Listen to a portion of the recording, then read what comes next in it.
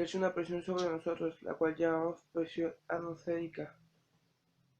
Todos los cuerpos están formados por partículas, átomos y moléculas, las cuales se encuentran en movimiento y existe fuerza de interacción entre ellas.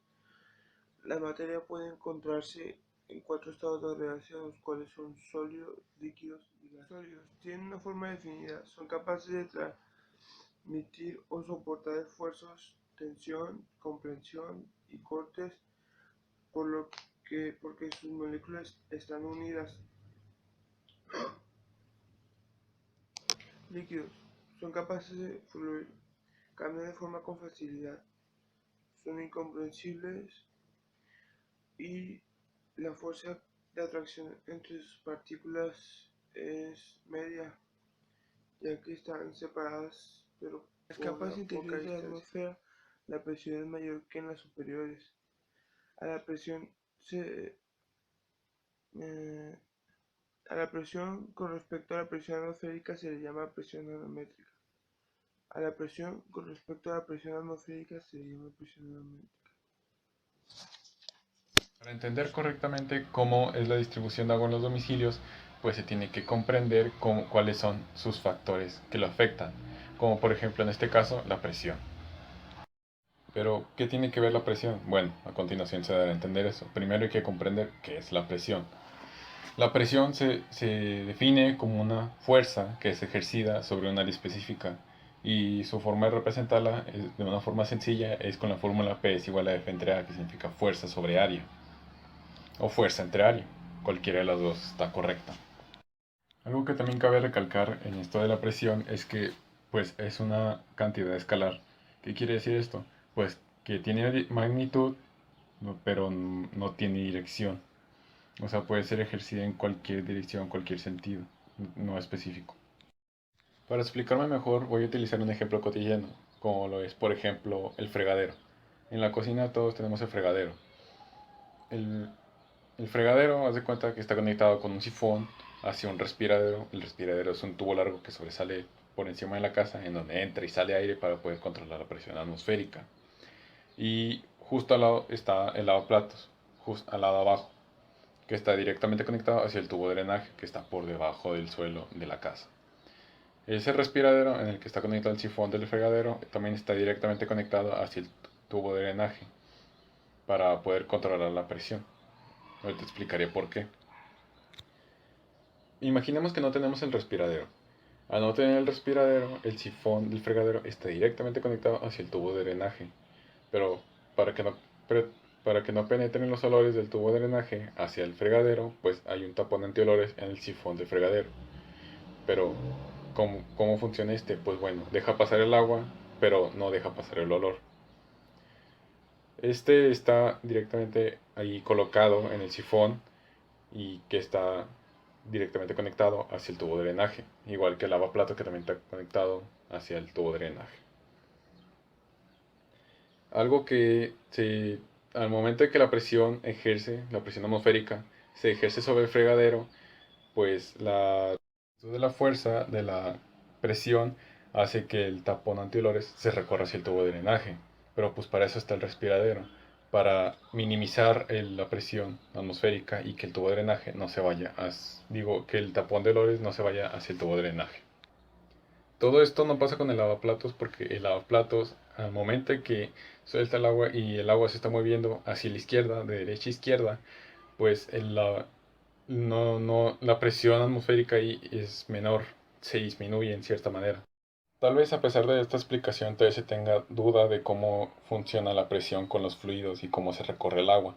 Pues bueno, para explicarlo mejor, como ya había dicho, la presión es una cantidad escalar, lo cual, o sea, tiene magnitud, mas no tiene dirección. Eso confirma aún más que los fluidos, como se dice en una ley, los fluidos tienen presión en todas direcciones. A lo mejor no se ha quedado muy en claro cómo ha estado esto de la presión con los fluidos, pero para dejarlo más en claro, para confirmar cómo es que la presión es una cantidad escalar, eso quiere decir que tiene magnitud más no dirección, pues se dice en una ley que los fluidos ejercen presión en todas direcciones en un mismo punto. Por ejemplo, imaginemos que tenemos un vaso en la mano, y a ese vaso le echamos una piedra.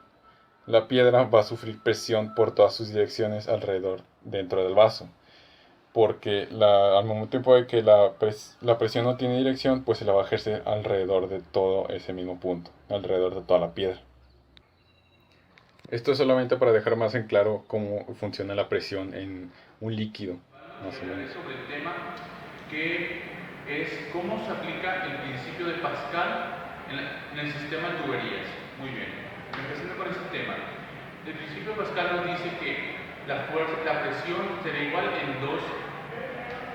en dos sistemas siempre y cuando las condiciones que son fuerza entre lo que vendría siendo el área cumplan los mismos requisitos. El sistema de tubería no es excepción, el sistema de tuberías utiliza ese sistema de otra manera, es decir, utiliza lo que nosotros conocemos como conducciones. ¿Qué es una conducción? En este caso nos referimos a las tuberías.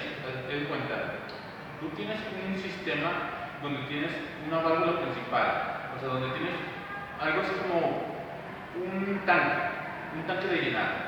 Ese tanque está conectado a lo que vendría siendo una bomba. Las tuberías funcionan de esa manera. Tú tienes una bomba en un punto específico, ya sea más alto o un poco más bajo, no sé, pero de un punto A a un punto B. Lo que tú debes hacer en este sistema es, tienes la bomba y luego por medio de la gravedad y por medio de la presión que se ejerce dentro de las tuberías, porque las tuberías empiezan así, empiezan siendo un poco más grandes y luego en cuanto se van acercando al sistema que tú quieres proporcionar o distribuir el agua, se van haciendo más pequeñas. Así funciona esto. Utiliza el principio de Pascal, pero hay dos tipos de emisores. Están los emisores de gravedad. Estos emisores utilizan pues los niveles que hay entre terrenos para, no sé, llevar agua a lugares más bajos. Eso sí, esto no se aplica tanto si es un lugar alto que tú quieres llevar el agua. Aquí deberías usar un sistema de retroalimentación con una bomba, pero eso es un tiempo. Y después están los sistemas de presión, que son los que tenemos aquí. En agua y drenaje utilizan estos sistemas para llevar agua a diferentes partes, inclusive en zonas rurales, pero que no tienen drenaje, pero zonas que no tienen drenaje. Utilizan ese sistema para poder llevar los residuos a un pozo sanitario. Esto se aplica mucho en nuestro estado y más en zonas aledañas a los ríos y todo eso. Muy bien, otra cosa que yo quiero decirles es de agua abiertas y cerradas. La primera que voy a hablar es de la red. La red de distribución abierta es la cual se conforma por una tubería principal, que esa de son tuberías más pequeñas que van a puntos ciegos. O sea, quiere decir que no se vuelven a conectar. La desventaja principal de esta red es que si una de las tuberías falla, se tiene que dejar sin uso la red completa.